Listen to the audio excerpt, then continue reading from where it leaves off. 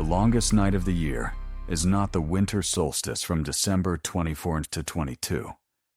It's the night from December 31st to January 1st, the only night of the year that, for the vast majority, doesn't blur into a sleepy instant of nothingness, but stretches for hours filled with all sorts of events, usually trivial ones, that leave nothing behind but a hangover and a slab of jellied fish in the fridge the next day.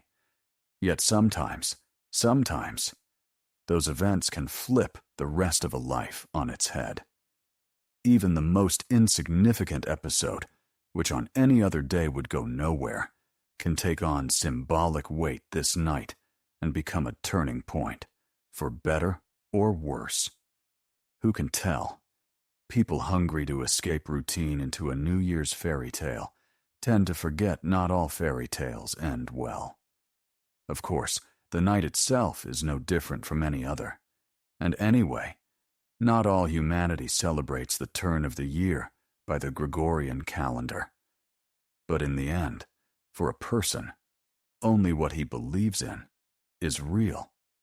So thought Andrei Sulakshin, swaying on the evening of December 31st in a suburban train car that was carrying him farther and farther from the city, away from the glow of ads and lights, from the endless chain of cars still hurrying somewhere just hours before midnight, from the garland-wrapped furs in the squares and the dubious youth shooting flares into the sky, from yet another, the main songs of the old, the irony of fate, and the president's New Year's address. The train rattled over the joints, rushing its passengers into the frosty, dark past fields, whitening in the night, past snowbound forests, pressing right up to the embankment, past blue-eyed signals and the lonely lights of far-off villages. There weren't many people in the car, though more than usual at that hour. Mostly provincial folks racing home after last-day errands had kept them in the city. Andrei, however, was not one of them. He himself could hardly have said what made him accept Valera's invitation to join the gang and see in the new year, far from civilization, at a little house in the winter woods where the Christmas tree stood outside, not in, but he had planned to spend the night in more intimate company. Except, over the last 3 weeks, circumstances had shifted so that the intimate company would have been too intimate down to just Andrei and his mother. So, in a way, it was for the best. Instead of sitting at home indulging in elegiac gloom, he'd be partying with a warm crowd. And who knew, might he not make a new acquaintance tonight? New Year's Eve, from which so many expect miracles and change, is as good a time as any. The train slowed.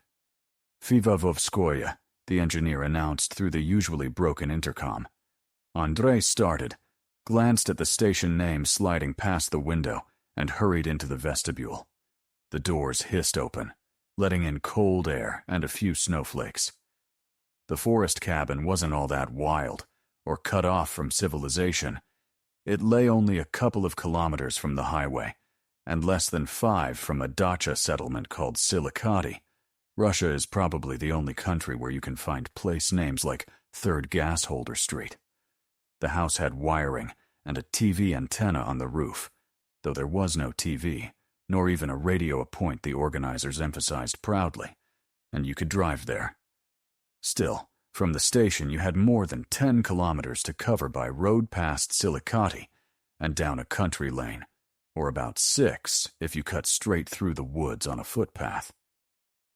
Andrei swept his eyes over the snowed-over platform, hoping someone from the party who had driven out might be meeting the train, but the platform was empty. Only a few chains of footprints led from the edge to the iced stairs. Even by suburb standards, this wasn't a busy station. Even in summer, not every train stopped there. From the timetable, Andrei remembered only one more commuter train would stop here tonight. The next would be in the morning. The train shut its doors and pulled away. Sulakshin looked around once more to see if anyone else had arrived with him, but he still stood alone on the platform. Well, he thought, here's hoping there aren't any maniacs prowling the woods on New Year's. Carefully descending the slick steps, he set off toward the forest. The weather was decent for a walk, about 3 degrees below 0 Celsius. No slush, but not too cold either, though a night chill had been forecast. Even so, walking alone in the dark along a forest path wasn't especially pleasant. Ski tracks ran to the right of the path. Andrei remembered he'd considered bringing skis, but hadn't wanted to lug them across town. Probably should have fought the laziness. He'd be there faster now. As it was, he had to console himself with visions of warmth and comfort waiting in about 50 minutes. He finally reached a fork and turned left. Soon, a light appeared between the trees. The little house, roof muffled in snow in the middle of a clearing, might have looked like a New Year's card if not for the 2 Nivas parked near the door.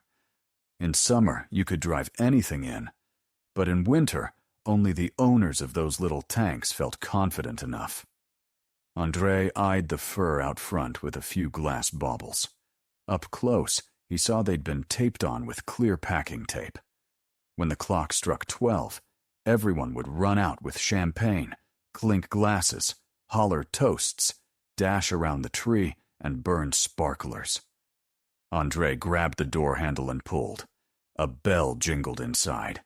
The next instant, light, warmth, and noisy shouts spilled out, and Kostik stood in the doorway. He must have been closest to it. "Oh, Andreyuka! Hey there! Everyone's already here! Guys, this is Andrei and—" He noticed something was off. "Where's Liza?" "I don't know, and I'm not dying to find out." "Uh-huh. Got it." Well, you know how it is. Quarreling lovers. "Kostik, I'd say Liza is a closed chapter. Let's leave it at that." "Yeah." "No worries, Andreyuka. There's no shortage of women in Russia." Kostik winked conspiratorially, stepping back at last to let Sulakshin in. "Dump your stuff here. The coat rack won't hold all of us anyway." He pointed to a heap of jackets in a corner. The rack itself was occupied by 3 women's furs. 2 pairs of skis stood in another corner. Apparently, Andrei hadn't been the only one to have the idea. Andrei went into the room, where about 10 people already clustered around a table draped, but not yet set. Greetings all around. Those nearby reached for handshakes. The rest saluted from a distance rather than squeezed through. Kostik had likely acted out some pantomime behind Andrei's back. No one else asked about Liza. Andrei gave the girls a once-over with interest, but saw no new faces. Maybe the situation with Liza wasn't as cut and dried as he'd made it sound to Kostik. Still, he'd learned the hard way. Once a crack shows in a relationship, there's no point trying to glue it back together. It'll never be the same. Better to sweep the shards into a dustpan and go looking for a new Voss. What logic you horny types have. He could almost hear Yuri's voice in his head. Running onto the rake. That's your core sport. Take a handle to the forehead and immediately yell, "Again!" Yuri was an avowed enemy of everything to do with love and sex. Andrei had to admit his arguments were logical. "But I can't be a robot like you," he'd add. "You can," Yuri would answer. "You just won't." "I won't," Andrei would agree. "Then suffer," his opponent would snort. Yuri wasn't here, of course. He didn't like parties, and called New Year's the stupidest way to celebrate the fact you've got 1 year less to live. He was probably hunched over his computer, working all night. A robot is a robot. Andrei hesitated, looking for a group to join. Shura and Sonya, they were called that to tell them apart, were passionately discussing SQL support in Delphi, cursing those must-die micro-oft types with their sucky API. To Andre, whose coding knowledge barely went past printing, "Hello, world," it was Greek.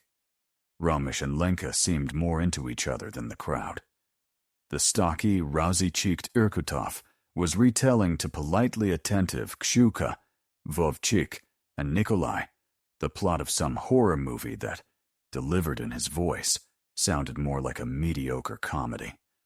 Everyone always called him by his last name. His first was something Mothetan and clunky, either Yevstignai or Yevlampi. Yikes. He hated it too, and introduced himself simply as Irkutov. Valera Zolotaryov, the house's host, Andrei never did figure out whether he had any real claim to the place or had just taken over an empty structure, was idly picking guitar strings, drifting into something Grebenshchikovish, when Dina painted as always asked, "Valera, play Time for Beer." If the lady insists, Zolotaryov shifted the guitar, assuming a more combative posture, without much enthusiasm. "And not just the lady," Caustic chimed in. "Him." Valera cleared his throat. "Ivasi, Time for Beer, performance number 6892. If the climate is heavy and the astral's unkind, if your train has already left you behind."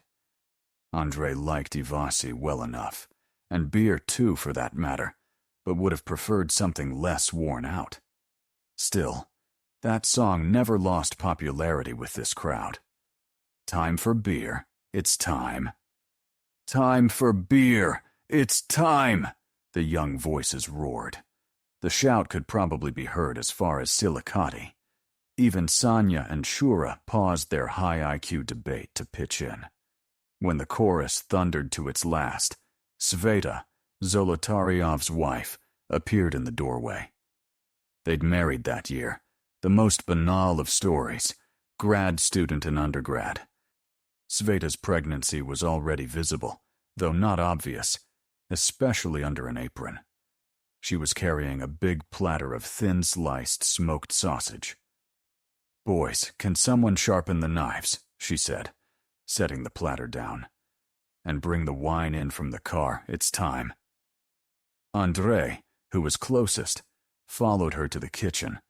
To be honest, a second motive walked him. Sveta wasn't alone in there. The bell jingled behind him and the door slammed. Someone headed out for the wine.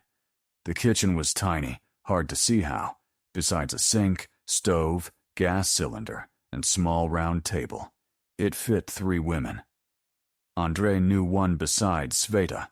Well, not knew, but had seen Margot, Sanya's new girlfriend.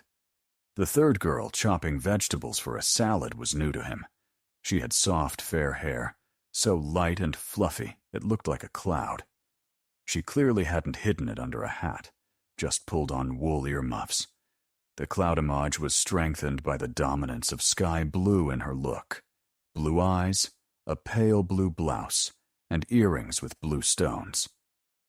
"Andrei," Sulakshin introduced himself, trying not to stare too blatantly. "Katya, here's your assignment." She nudged 2 knives and a sharpener toward him. Shunk, shunk, shunk, shunk. Sharpening knives is simple enough. Pots bubbled on the stove, and the oven breathed out the divine smell of pie. Margot and Sveta shuttled back and forth with finished appetizers, and Andrei kept wondering how to tactfully find out who Katya was there with. He might lack Yuri's willpower to throttle feelings, but he still honored the "don't touch what's not yours" rule, at least when it came to his friends. "I haven't seen you before," he said. "Brilliant," Yuri's double sneered in his head, "considering you literally just introduced yourselves." "Margot invited me," Katya answered. "We take evening classes together." Sveta came in again, sidling between Sulakshin and the wall. "Andrei, done?" "Thanks. Take this to the room. We're short on space in here." She handed him a bowl of apples and tangerines. Andre understood the conversation would have to wait. Click, clink, cuckoo, cuckoo, cuckoo. The cuckoo clock on the wall did its duty 11 times. The table was almost set. The only thing missing for the first course was the traditional salad bowl. And then, finally, it appeared, borne ceremoniously by Sveta. People started taking seats. Andre was almost sure he and Katya would sit together, but she took a chair beside Margot, and Shura plopped down on her other side. Another banal pattern. 2 buddies, 2 girlfriends. Andre made do with a seat not even opposite but diagonal. No matter, he thought. The battle's only begun. We'll see. That's all you're good for, said virtual Yuri, right on cue. Males fighting over a female. How exactly are you different from animals? Lay off, Andre said to himself. Is that the best you've got? Case closed. They did give in to animal instincts. 12 young, healthy people, almost half of whom had just trekked a long way in the cold, could finally stop holding back and fell on the food. Knives and forks clinked on plates. Jaws worked in concentration. Bowls and jars emptied before your eyes. Gradually, the feeding frenzy slowed. Hunger retreated, and roast chicken, stew, and pie still lay ahead. Sveta and Margot had popped into the kitchen to check on them. Jaws still worked, but more for talk than for chewing. Several toasts had already gone around, from "to us" and "the hell with the rest" to "may it not be the last." Time for table tales and jokes had come. Andre listened absent-mindedly. Something was off. He couldn't quite blend into the merriment. Maybe it was that Shura, apparently forgetting all about musty micro-oft, was chatting Katya up, barely pausing to laugh even at jokes Andre told. But there was also something else, something that made him feel out of place. Perhaps a physical discomfort. Ate something wrong? Probably not. More like the air was stale. Crack a window. They'd aired the room early on, but that was a while ago. The clock hands neared midnight. As if on cue with his thought of fresh air, Zolotaryov fished a pack of cigarettes and a fancy lighter from his pocket. The gesture was a signal to the rest of the smokers, the majority here. "All right, chemical attack incoming," Andre announced. "I'm heading for cover." And, climbing over knees to his right, he made for the window. "Yeah, Andreyuk, crack it or we'll suffocate," Caustic said, cigarette in his teeth. Yuri would not have passed up a comment on the adorable logic of these featherless bipeds. Andre took hold of the hasp. He saw the room's reflection in the glass, saw that Katya seemed to be a non-smoker too, and had shifted toward the door. Saw Dina reaching across the table with her cigarette for the lighter gallantly held out by Irkutov. And just as Irkutov's finger moved down to spin the wheel, Andre understood what was wrong with the air. It smelled of pine. Though the tree was outside, the girls had decorated with fir branches inside, of perfume, of fresh-peeled tangerines, and all the rest. And through it all, there was another smell. Gas. Andre managed to half-turn and open his mouth to shout, not to light it. He might even have gotten a sound out. But at that moment, the lighter's wheel struck a spark. Impact, flight, pain, darkness. Pain returned first. Then cold. His face and hands were especially cold. Cold and wet. He ran his tongue across his numb lips and tasted plain water. Then blood. He understood he was lying in the snow. Somewhere behind him came the crackle of flames. Andre tried to stand. No use. Like in those dreams where you need to run and your body won't obey. Except this wasn't a dream. He tried again, pushing his hands into the snow. This time he managed to lift his head. The snow under his face was red in the firelight. No, the firelight made it orangey. The red was blood. Andre gingerly felt his face with his right hand. A deep cut on his forehead, and one on the right cheek, too. Well, of course, he'd gone through glass. But the left cheek was worse. It felt like nothing but pain, not a cut and burn. He was lucky not to be charred all over. He must have rolled in the snow as he fell, beating out the flames. Amazing that an eye survived. Both eyes. Maybe he blinked at the instant of the blast. Maybe. He wouldn't have noticed. Now each blink hurt. The left eyelid was burned too. But pain wasn't the worst. Pain can be endured. Hard to believe, but people do. The main thing he could see, hear, feel. His hands worked, his fingers were frozen in the snow, but blood was coming back. Legs. He realized he couldn't feel his legs. He couldn't feel the lower half of his body at all. A bruise. Just a bruise and shock, he told himself. It'll pass. Don't be stupid, Yuri answered, sounding as clear as if he stood beside him. For once in your life, call things by their names. Your spine is broken. How could it be? Andre protested. I fell into soft snow. The blast hurled you through a closed window. Your body punched out a solid wooden frame, and some piece of debris could have slammed you after. Andre groaned, and bracing on his hands, rolled to his side. Now he could see the burning house and the scattered beams. The heat from the fire made his burned cheek throb. Hey, he called, surprised at how weak his voice sounded. Anybody alive? Only the greedy crackle of flames answered. No chance, said Yuri. You were in the best position by the window. It threw you out. The rest burned inside. Sulakshin rolled onto his stomach again. His right ribs answered with a dull, strong pain. Broken? Probably not. Otherwise, it would be worse. He had to crawl to the entrance. If anyone had survived, there'd be tracks there. And the cars, if they hadn't driven off. Andre didn't know how to drive, and even if he did, how would he do it without legs? He wasn't thinking that far. He had to crawl. Easy enough. Engage the left arm. Like so. Now the right. God, that hurts. The right. You can get used to pain. Now the left again. He made the corner, and turning it, saw his hopes were pointless. Both nevas were burning. Judging by it, they were down to coals. The gas tanks had already gone off. On this side, at least, there was no danger. They'd been parked too close to the door blown out by the blast. At least one of them, and the fire had jumped to the other. You wouldn't have been able to drive anyway, Yuri consoled.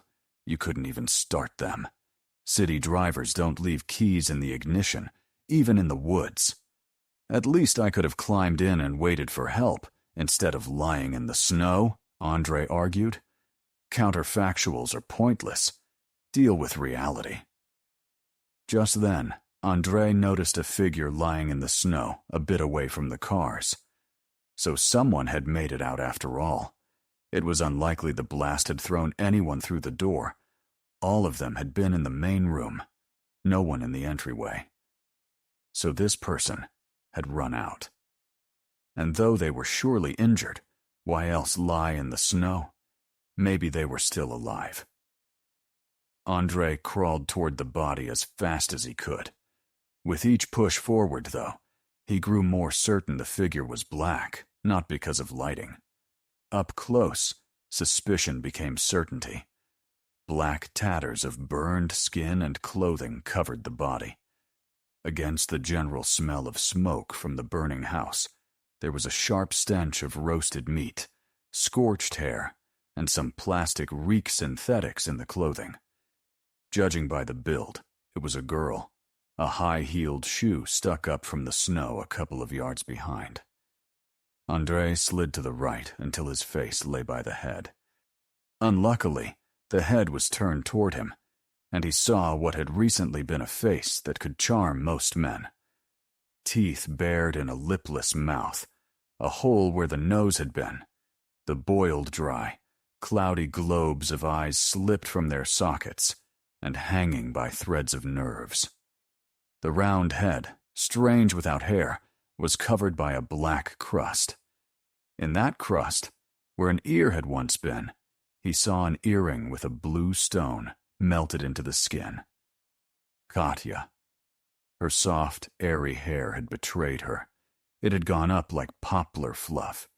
Not that it was only the hair by the time she ran out. She'd been aflame head to toe.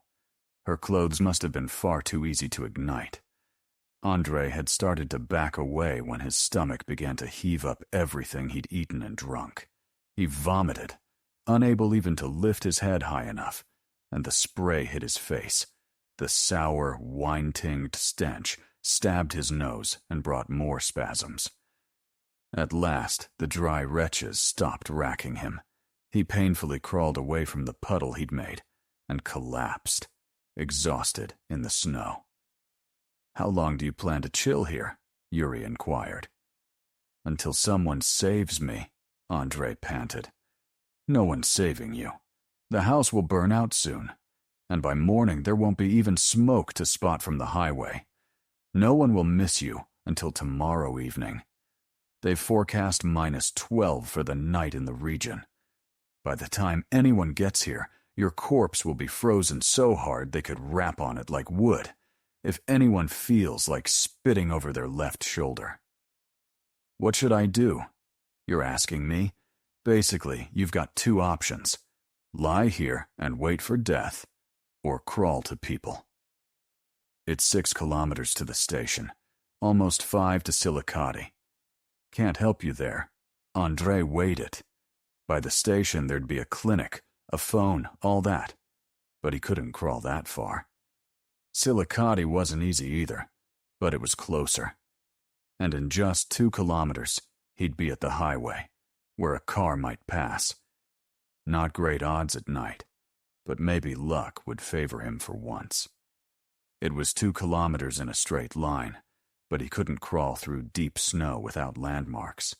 He'd have to follow the route the Nevas had driven. It'd be longer. Don't think about that now. The key was, the tires had left tracks. He wouldn't lose the way. The trail to the country lane was the hardest part. Deep snow good to do it first, while he still had strength. Enough strength? Don't think about that. Crawl. Left. Right. Left. A few dozen meters along the tire prints, Andre bumped into a shapeless object jutting from the snow. He brought it up to his face. It was a pot, half turned inside out. One handle bent inward. Andre looked back toward the fire and saw the third side of the house, the kitchen side. The wall and the section of roof above were gone. Smoking debris lay flung in a fan at least 30 meters out. Andre hoped nothing worse than wall and furniture fragments lay among the scatter. Even if there is, what difference does it make?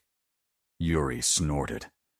By the time Andre left the clearing and entered the forest, for the first time he felt how cold it really was. The giant bonfire no longer warmed him. The first shock had worn off.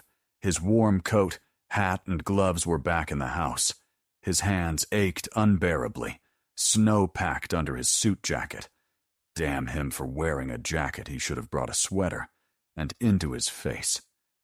That last had a plus it cleared the vile taste after vomiting, and, at least, kept thirst at bay. Still, cold stabbed through his wounded body. And this was only the start. As night wore on, the temperature would fall. He tried to crawl faster to keep warm. Left. Right. Left. Right. His burst didn't last. He stopped, looked ahead. That damned lane still wasn't in sight, though he remembered it was just a stone's throw from the clearing, and let his head drop into the snow. After catching his breath, he crawled on at his original pace, The longer he crawled, the stronger a senseless fear grew that he was going the wrong way, even though the tire tracks said otherwise. What if they came some roundabout way, he thought. Yeah, because they had nothing better to do, Yuri sneered. Crawl. Then why isn't the lane here yet? Because crawling moves you a lot slower than walking, let alone driving. As he crawled, snow piled under his chest, and he had to stop now and then to shove it aside. A heavy shiver shook him. His teeth chattered. The penetrating cold was almost worse than the pain he'd begun to get used to. At last, under his limp face, he hadn't looked forward in a while. His neck muscles cramped, stabbing up into his skull. There was hard-packed ice instead of loose snow. The lane. How long had this taken? The first time he glanced at his wrist, he found no watch. Probably the strap had broken. Subjectively, he felt he'd been crawling for hours, and this was the shortest stretch. In any case, it was a first victory. He deserved a longer rest. Andrei flopped onto the icy track like a feather bed. He'd lie just a bit, then crawl on. Just a bit. Don't sleep, Yuri barked in his ear. Perfect time and place. I didn't mean to, Andrei said, scared. Don't lie down again. Next time, rest on your elbows. Andrei got himself fully onto the lane, turned right, and crawled on. Left. Right. It was easier now. Maybe the few minutes of sleep helped. Maybe second wind. Mostly the smooth road replacing the drifted path. Even the dull ache in his numb hands faded. No. It was just that he couldn't feel them anymore. Your fingers, Yuri snapped. Rub them with snow while you still can. I'm fine, Andrei thought dully. Listen to this idiot. Did you pass basic biology? Do you understand your hands are dying and will have to be amputated? Andrei jerked himself toward the edge to scoop snow. He rubbed one palm over the other, grinding the loose white grit between them. Might as well have rubbed two wooden chips. Work your fingers, Yuri ordered. Clench, unclench, clench, unclench. You need to get blood flowing again. He tried. His fingers wouldn't obey. It was grotesque. He stared at his hand and couldn't make it fist. Then again, considering what had happened to his legs. No, he wouldn't surrender his hand so easily. He jabbed his palm into the hard road, forcing the fingers to bend. At first they moved weakly, rubbery. Then, a faint tingling was born in them, and the fingers twitched at the push of his muscles. He hurried through the same with the other hand, and set to rubbing them hard again with snow. The tingling grew into a burn. Then a hot wave of pain rushed back into his fingers. Life returning. Life is pain. For a moment the pain was so sharp, he bit his lip and groaned. But his fingers were working again. He rubbed them some more, then warmed them carefully with his breath. Now rub your nose and ears, said Yuri. That was easier, though painful too. Left. Right. Left. Right. Left. Right. Li. Fefti break. Right. Get break. How far had he crawled? How far in space and time? What a never-ending night. The night years turn. A night of celebration and fun. People clink champagne, exchange gifts, and wish each other new happiness. They don't care about the one who, freezing and forcing the last of his strength, crawls through endless black woods with a broken back, crawls like a half-crushed roach. Warm, salty wetness was on his lips again, but not blood. Tears ran down his cheeks. He remembered how, as a child, he'd caught a big fly and pulled off all its legs, leaving the wings. He'd wanted to see how it would fly. When released, it flew in a smooth glide, hit the wall, and fell. It couldn't take off, just buzzed, inching along the floor. Was this payback for that one fly? No nonsense. Of course it is, Yuri commented. Typical human infantilism hit trouble and run to mysticism. Go ahead, say the Lord's Prayer. I will, Andre answered. He hadn't counted himself a believer before. Until now, the worst thing he'd faced was a late exam. Our Father, who art in heaven, hallowed be thy name. Thy kingdom come, thy will be done. Idiot, Yuri pronounced. Give us this day our daily bread. Damn, how does it go? And forgive us our debts, as we forgive our debtors. And deliver us from evil. Keep at it, Yuri mocked. A rapid response angel unit is en route. If you keep wasting time instead of crawling, they'll arrive just in time to scoop up your soul at the moment it leaves your body. Andre rested on his elbows, with his head down a while, then gritted his teeth and crawled on. Whose fault was it? Liza's? No. If not for their quarrel, they'd just have come as a couple, that's all. Dina? Irkutov? All the smokers. What difference who flicked first? The Ministry of Health warns smoking is dangerous to your health. Ain't that the truth? Though Zolotaryov's wife or Margot were more at fault, whichever had last been in the kitchen and hadn't closed the gas properly. They were used to electric stoves and microwaves. Not that it mattered. They'd paid in full. And what about him? A wheelchair for life? Was this life worth fighting for? Don't fall apart, Yuri commanded. Maybe now you'll finally learn the only real human asset is the brain. The rest are just tools. When tools break, it's inconvenient. But it's a technical issue. Your brain still works. I'd like to see you in my place, Andre muttered. I said it's unpleasant, not fatal. And not even your most essential tools are down. Legs aren't that necessary to a civilized person. You'll finally get really good with a computer and work without standing. Everything you need can be ordered by phone. Now, even online, if you've got money. A being of the information age has little need to move in space. Now, if you had nothing to press keys with, that's a problem. Thanks. So comforting, Andre said acidly. I'm not here to comfort you. I call things what they are.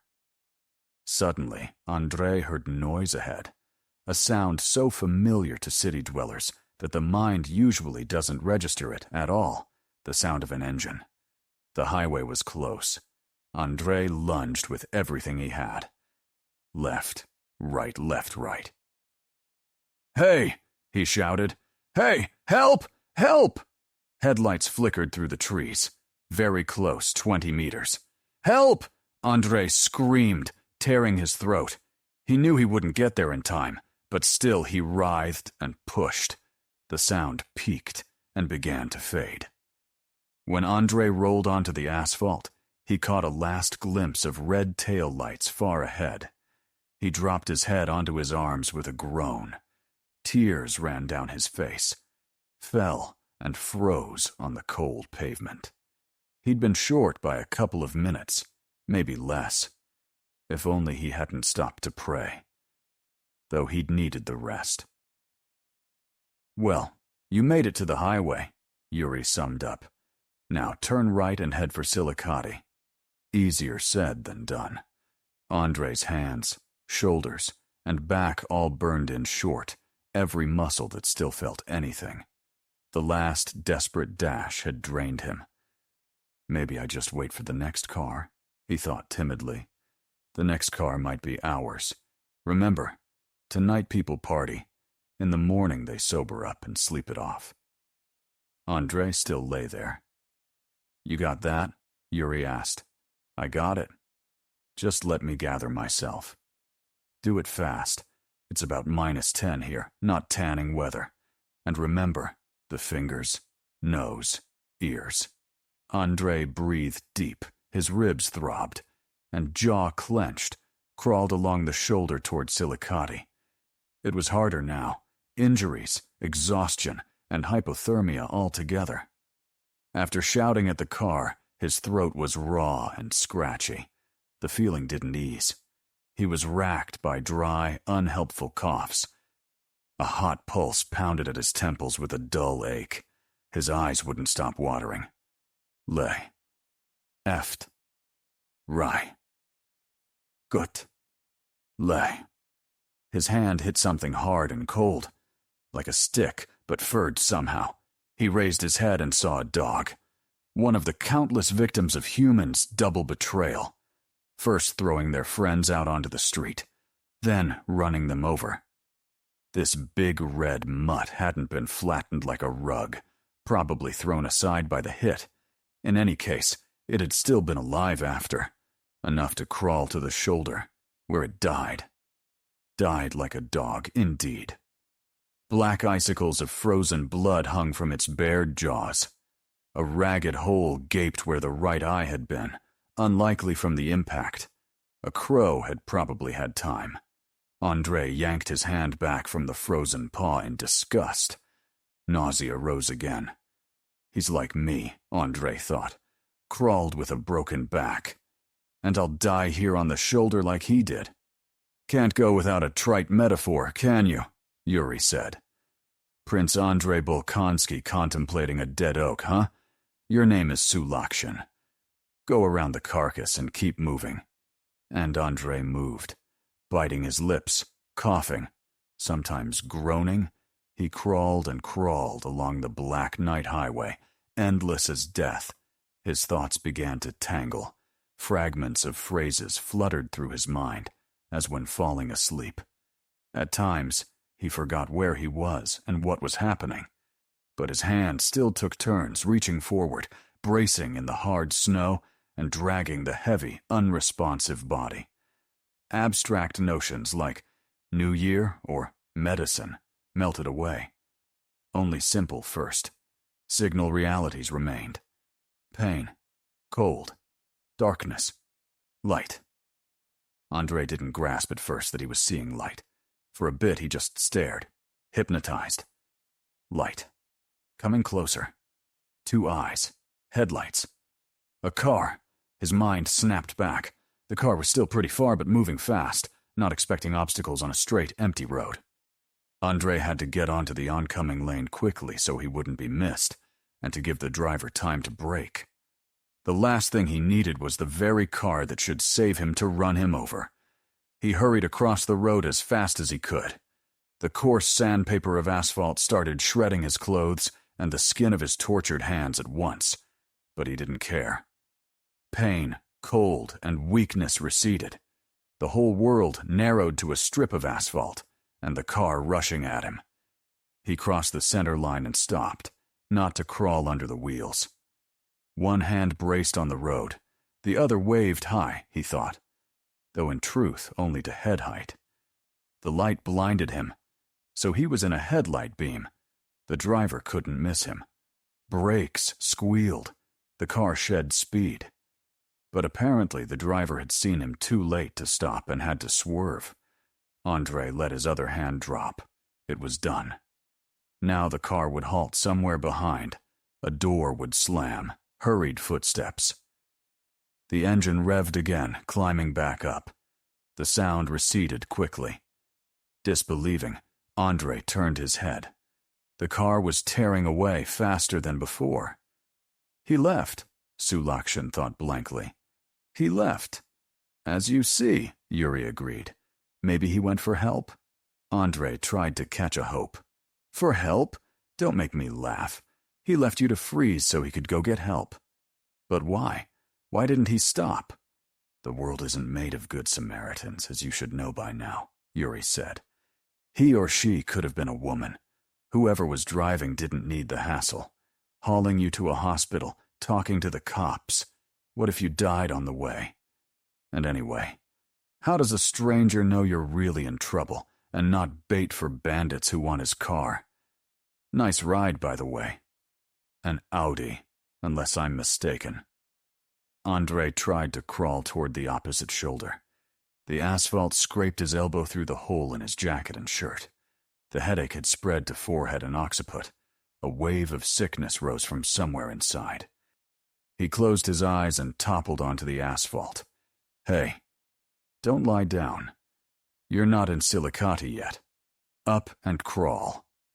Can't, Andre said without opening his eyes. You can. You just don't want to.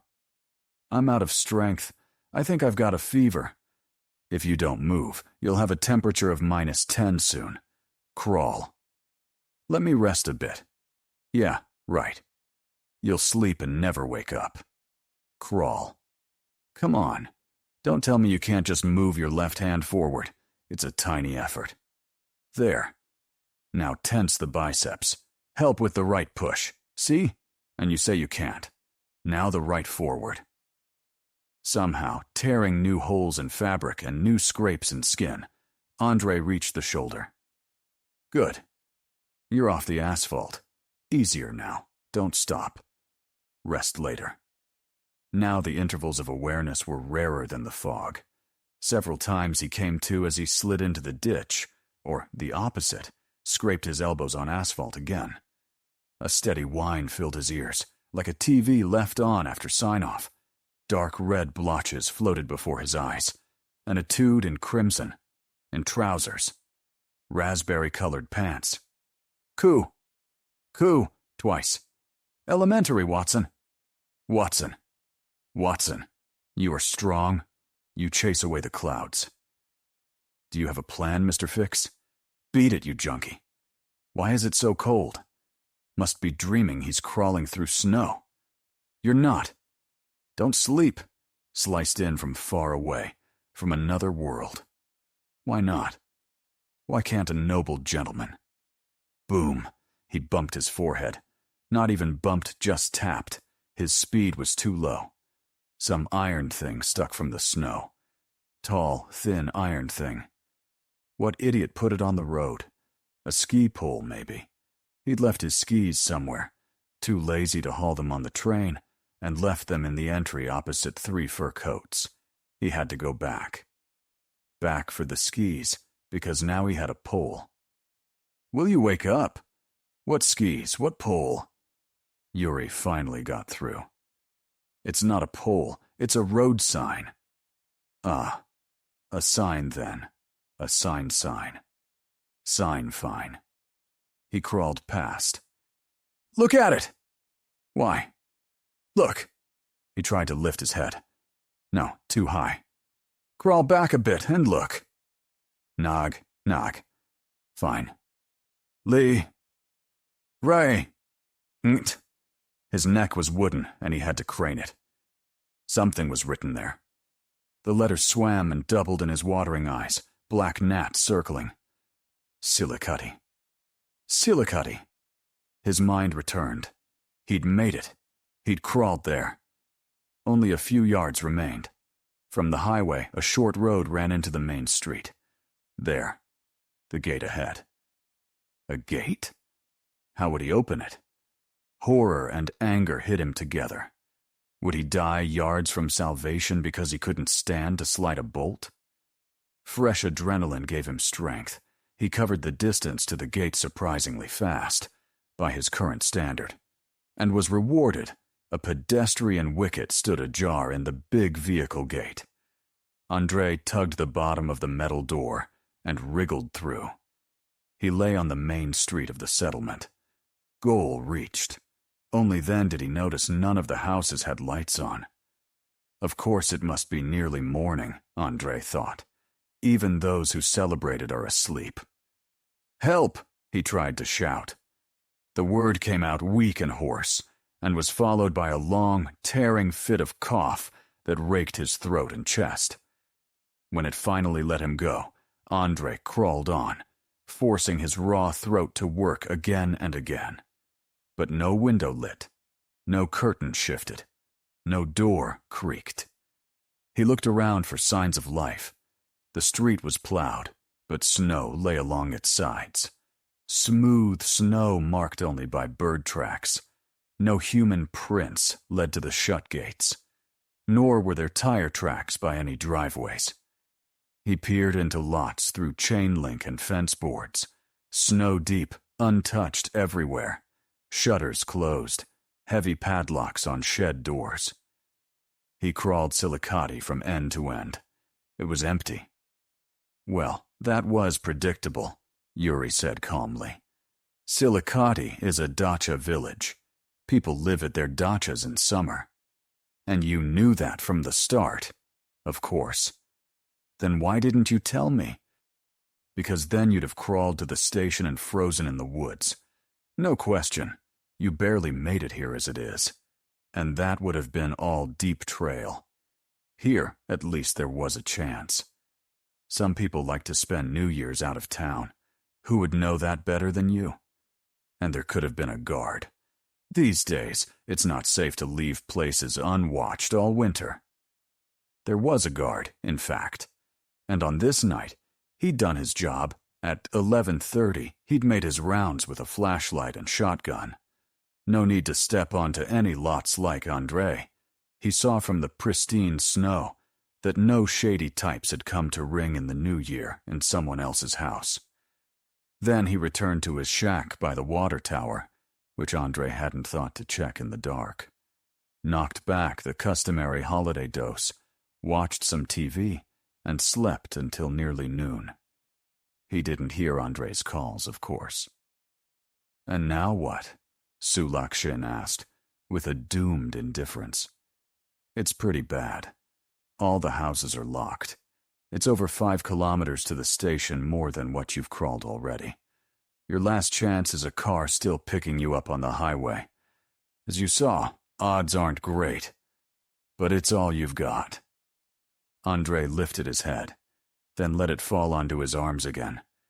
Something thick and hot seemed to slosh in his skull, pounding the sides. Pain throbbed in his temples, forehead, eyes, occiput.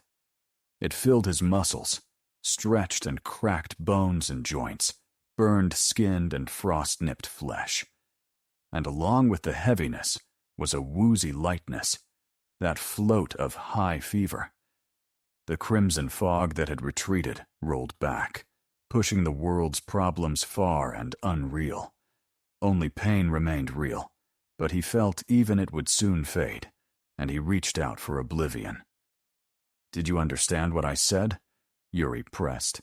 Yes. Then get up and crawl to the highway. I don't want to. That don't want to, instead of the usual can't, seemed to throw Yuri for the first time. You don't want to live? He asked without his former mockery. I don't, Andre confirmed. I'm tired. I'm done. It's a moment of weakness. Death is forever, do you get that? So be it. I don't care anymore. At worst, you can die on the highway. Yuri made a last attempt. What's the point of extra effort? I just want it over. Yuri was quiet for a while, and Andre almost forgot him. Well then, Yuri said at last, logic can't help. I've nothing more to offer. Farewell. Andre felt the emptiness in his mind deepen, and it scared him for a moment, but the fear slid away. He lay still in the middle of the street, between the last 2 houses. His breath was heavy and rasping. With every exhale, will leaked out with the white cloud of vapor, and with every inhale, death came in with the icy air. At some point, he suddenly realized he wasn't cold anymore. His dimming brain lazily surfaced a fact he'd read, that this always happens to the freezing. I'm dying, Andre thought. I feel good. Ragged, fragmentary images drifted and whirled in his mind, like mermaids around a ship going down. Summer. A beach with breaking waves. A dog in the yard wearing glasses so it can see mice better. Andreyuka. The exam will be in the cafeteria. They brought nails there. Boarding will be on the rail. Why rail? Well, like an electric chair in the subway. Son, get up. You'll be late for school. Mom, can I skip school today because I died? Mom won't survive this. It was a different, sober thought, punching through the fog. He tried to wave it off, but it pushed back, tearing the veil and scattering the shades. Mom won't survive this. A miracle happened. Instead of hitting bottom, kicking up a cloud of silt and breaking apart, the sinking ship suddenly bubbled its stopped propeller, blew water out of flooded pipes, and surged for the surface. Water roared aside as it broke back into air. Andre opened his eyes, peeling apart frozen lashes. Damn it. I'll die here. Cold and pain snapped back onto their thrones, but with them came the will to live. How long had he been cooling off? Still dark. This night lasts forever. Maybe the oblivion had let him regain a hair of strength? Time to crawl, to the highway, and on, toward the station. Eit. He had made it only halfway through the village when his mind clouded again. No miracles. Even a restarted engine doesn't patch holes in the hull. The deep was ready to claim him again. But Andre crawled. He squeezed through the wicket, though his eyes were shut and thoughts tangled. He reached the highway and even turned onto the shoulder in the right direction, toward the station. Dawn was already coming. In the eastern sky, a jet drew a gray contrail across the morning, their passengers forced to ring in the new year at the airport and thinking themselves terribly unlucky. Andre didn't see any of it. He crawled on, veering left and right but mostly keeping course, until he drifted onto asphalt again. The sudden roughness stopped him. He collapsed and didn't move. Of course, this is very hard for you. But you have to understand, it could have been much worse. When they brought him in, frozen through, bilateral pneumonia. I don't want to scare you with details, but we basically dragged him back from the other side. For now, at least, his life is not in danger. Standing beside a weeping older woman, no one would have given her under 60, though Andre's mother had turned only 46. Liza half listened to the doctor and cursed herself for her burst of noble impulse.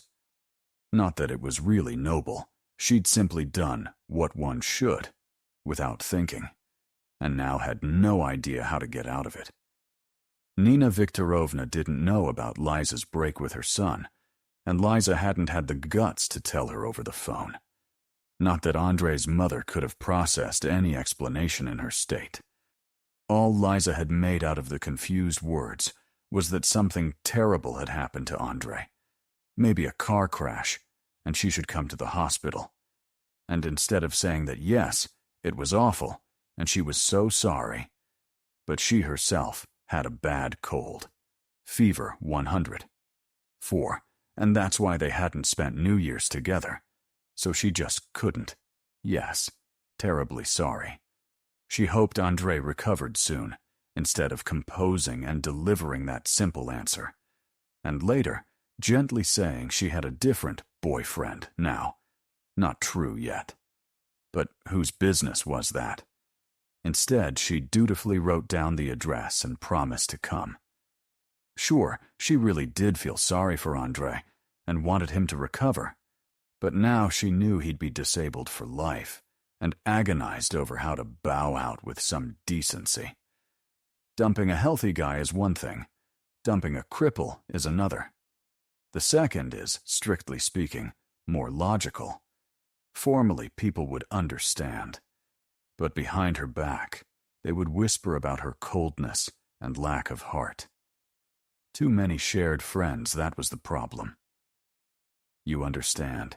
In principle, brain function has returned, but we can't say he's conscious. In the usual sense, the doctor went on. Apparently, the effects of the shock he endured were too deep. For now, there is nothing we can do about that. Which is why we hope that, seeing you, he might. They entered the room. Nina Viktorovna had managed to compose herself and put away her handkerchief. The doctor had warned that you mustn't upset him. Andre lay on a bed, surrounded by medical equipment Liza had only seen in movies. He was unrecognizable. His face, burned, frostbitten, and cut, was bandaged. Only his mouth showed. Thin tubes ran into the nose hidden under the gauze, or what was left of it, and his right eye. The eye was open, but no more meaningful than a teddy bear's. "Andriusha!" Nina Viktorovna leaned over the eye fixed on the white ceiling. "Son!" With optics, you might have noticed the pupil widened slightly at the change of light. That was all. "Look, Liza's here." Sulakshina gripped the girl's elbow and all but pulled her to the bed. "Andre," Liza said. Her own voice sounded foreign. She already knew it was pointless. She avoided the eye, terrifying in its emptiness, and the bandaged face. Her gaze slid down to the blanket, and then to Andre's hands, strapped to the rails with wide bands. No number of bandages could hide how mangled those hands were. On the right, they'd had to take 4 fingers. On the left, 3. But that wasn't what caught Liza's attention. The hands were moving, just barely. The left reached forward as far as the strap allowed, froze for a moment, then slid back and stopped. Then the right made the same motions. Then the left again. He was still crawling. Liza understood that the longest night for Andre had not ended, and would never end.